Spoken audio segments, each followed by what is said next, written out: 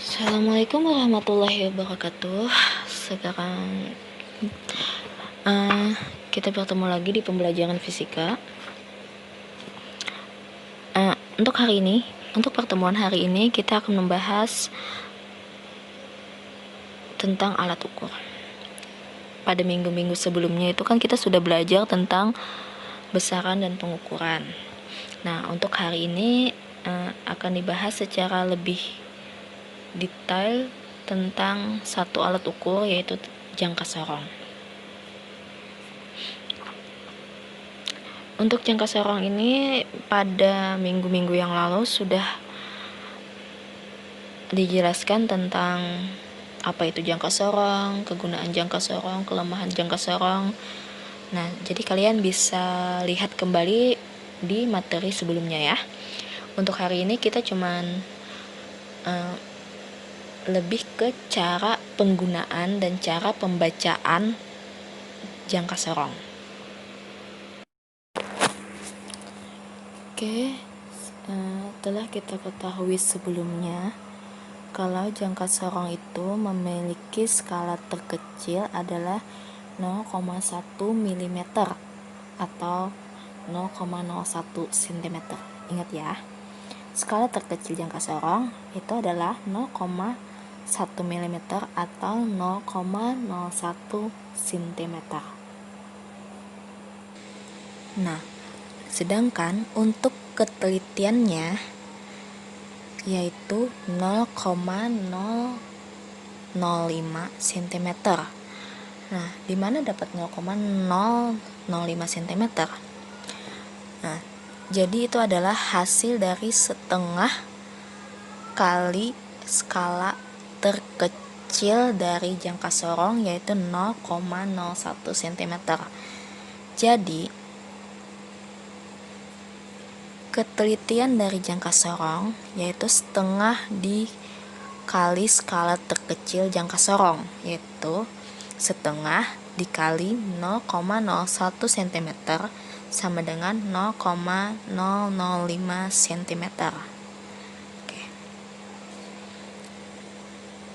Next ada bagian-bagian dari jangka sorong. Bisa kalian lihat gambar berikut. Pertama ada rahang dalam. Nah, rahang dalam ini dapat digeser-geser ya. Gunanya itu untuk mengukur bagian luar benda, misalnya ketebalan kertas, lebar meja, dan lain-lain. Tapi untuk batas pengukuran dari jangka sorong ini cuma sampai 20 cm sih. Mungkin untuk meja yang kecil. Terus yang kedua adalah rahang luar, yang terdiri dari rahang tetap dan rahang yang dapat digeser-geser. Nah, rahang luar ini digunakan untuk mengukur bagian dalam benda, misalnya diameter tabung, cincin, dan lain-lain. Oke, jadi rahang luar itu yang di atas ya. Sini. Ini rahang dalam bagian sini. Oke. Terus yang ketiga itu tangkai kedalaman. Nah, tangkai kedalaman ini digunakan untuk mengukur kedalaman sebuah benda, misalnya kedalaman tabung. Nah, ini ya. Nah, ini bisa panjang kalau kita menggeser bagian sini. Oke. Terus yang keempat, skala utama. Itu memberikan nilai pengukuran dalam bentuk sentimeter. Ingat ya, dalam bentuk sentimeter. Nah, skala utama itu adalah di bagian atas nih, sini. Bagian sini ya. Nah, kan skala utama. Bisa dilihat di gambar ya. Terus yang kelima, skala. Skala dalam inci ya. Memberikan nilai pengukuran dalam satuan inci. Terus yang keenam, skala Nonius. Nah, skala Nonius itu pasti dalam milimeter. Itu memberikan pengukuran fraksi dalam bentuk satuan milimeter. Oke, skala Nonius bisa dilihat dari gambar ya, bagian-bagiannya. Terus ke-8. Nah, ke-7, skala Nonius dalam inci. Memberikan pengukuran fraksi yang dinilai dalam bentuk satuan inci. Terus yang di-8, pengunci berfungsi untuk menahan bagian-bagian jangka sorong saat pengukuran berlangsung. Misalnya rahang gerak, ini rahang sini ya. Nah, tombol penguncinya itu yang ini ya. Nah, ini bisa diputar-putar. Gunanya untuk mengunci agar nggak geser-geser benda yang kita ukur. Oke, ini adalah gambar nyata ya dari jangka sorong dan bagian-bagiannya ya. Itu misalnya kita mengukur diameter luar sebuah balok. Oke, ketebalan balok. Misalnya gitu ya. Nah, skala utama itu bisa dibaca di sini ya. Nah, seperti yang ditunjukkan. Terus skala Nonius itu dibacanya di sini. Bagian sini. Maaf. Bagian sini.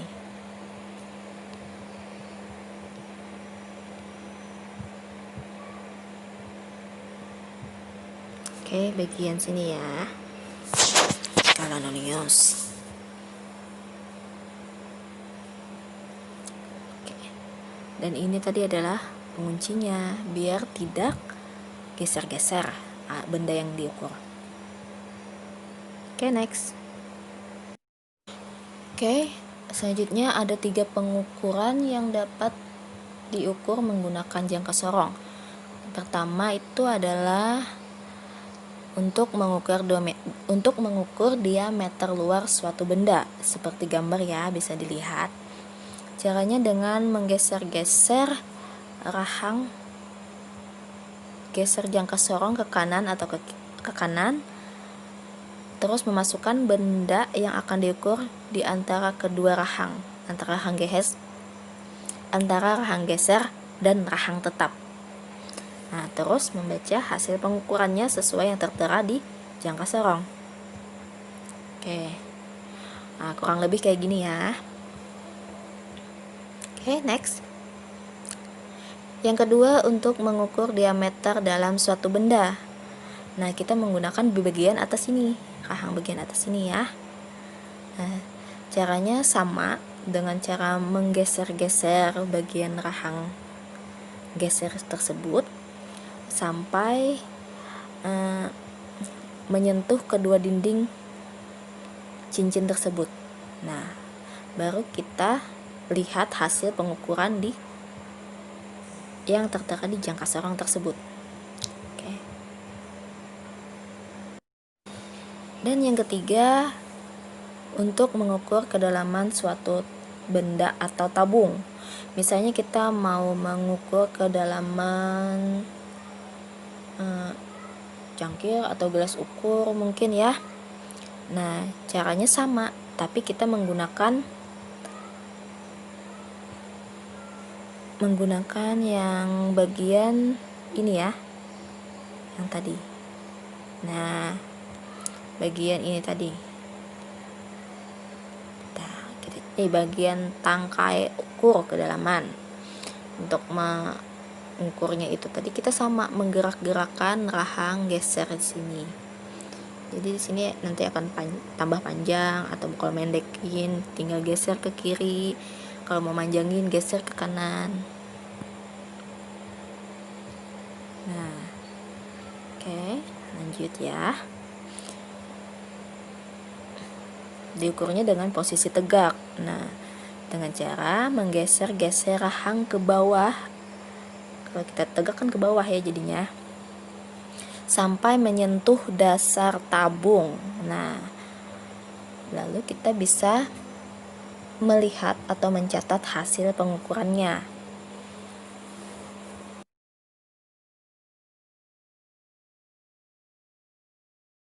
Oke, lanjut ke cara pembacaan atau membaca hasil pengukuran jangka sorong.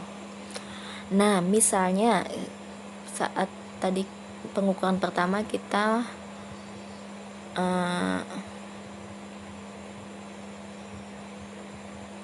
saat pengukuran pertama tadi kita memakai ini ya, yang kedua yang ini, yang ketiga yang ini untuk kedalaman tabung. Nah, misalnya pas tertera di gambar itu kita mendapatkan hasil pengukuran seperti berikut, seperti gambar berikut. Nah, untuk rumus atau cara pembacaannya itu ada rumusnya ya. Rumusnya itu adalah ini. Silakan dicatat.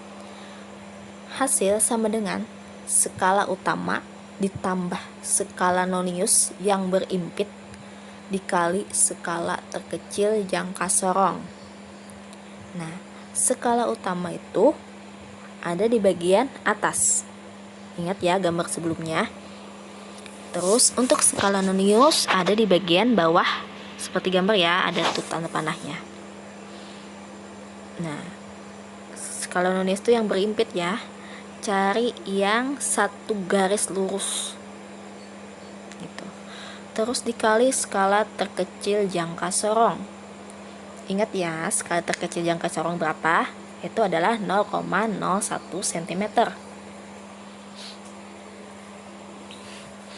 Nah, pada gambar ini coba kita lihat untuk skala utamanya. Pertama kita cara membaca skala utama, yaitu adalah kita lihat di sini. Nah, gambar ini adalah gambar yang di sini ya, sama ya. Nah, ini biar lebih mudah buat ngelihatnya. Nah, skala utama, pertama kita cari adalah skala utama. Skala utama yaitu adalah di bagian atas. Nah, patokannya adalah cari garis sebelum angka 0.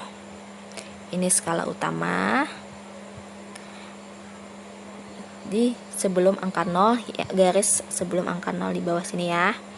Jadi ini ada angka 4, 4,1, 4,2, 4,3, 4,4, 4,5, 4,6, 4,7 ya. Ini sebelum 0 ya. Yang sesudah 0 ini tidak dibaca. Jadi sebelum 0. Jadi 4,7. Skala utama itu adalah centimeter. Jadi skala utama adalah 4,7 cm. Oke, kita masukkan ke dalam rumus, yaitu kan skala utamanya adalah 4,7 cm. Ditambah, nah dalam kurung skala nonius yang berimpit. Skala nonius yang berimpit, kita lihat di sini skala nonius ada di bagian bawah ya. Skala nonius cari garis yang sejajar. Oke, ini 0 ya, dimulai dari 0. 0,1 enggak sejajar ya. 0,2 tidak sejajar. 0,3 tidak sejajar juga. Nah, di sini berarti yang sejajar adalah atau yang berimpit adalah di antara ini sama ini ya, berimpit ya, atas sama bawah. Itu 0,4. Ya, 0,4 ya, kita tulis skala noniusnya itu adalah 0,4. Nah, dikali skala terkecil jangka sorong. Ingat skala terkecil jangka sorong yaitu adalah 0,01 cm.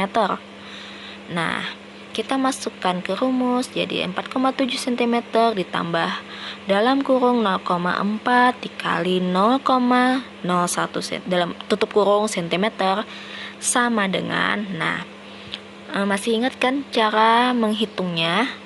Kalau ada tambahan dan perkalian, kita kalikan dulu yang di dalam kurung.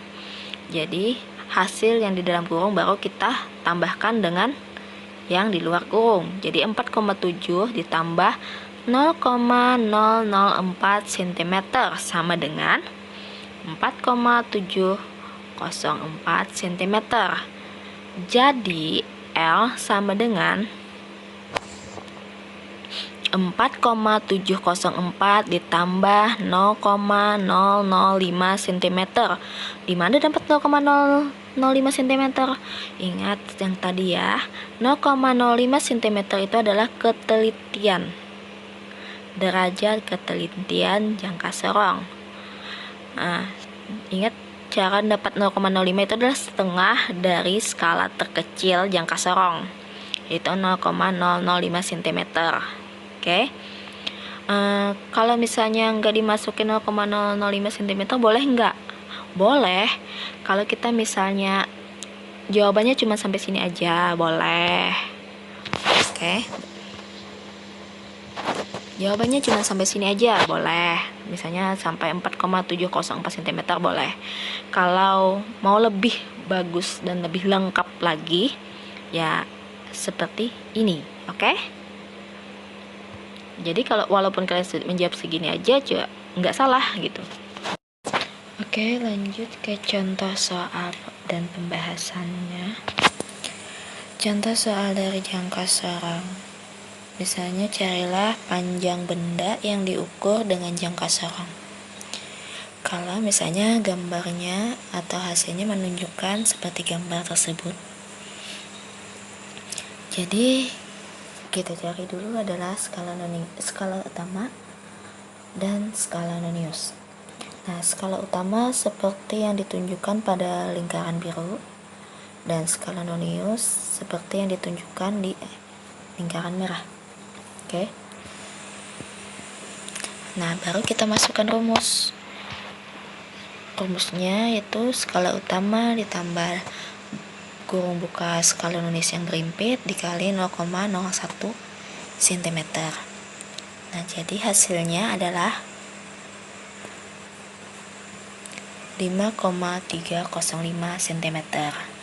Nah, kalau misalnya ada yang masih belum jelas, bisa langsung ditanyakan ke ibu ya. Bisa langsung ditanyakan nanti. Terus kalau sudah jelas, alhamdulillah. Kalau gitu sekian dulu pertemuan kita hari ini atau video pembelajaran kita hari ini. Salah hilap mohon maaf. Assalamualaikum warahmatullahi wabarakatuh.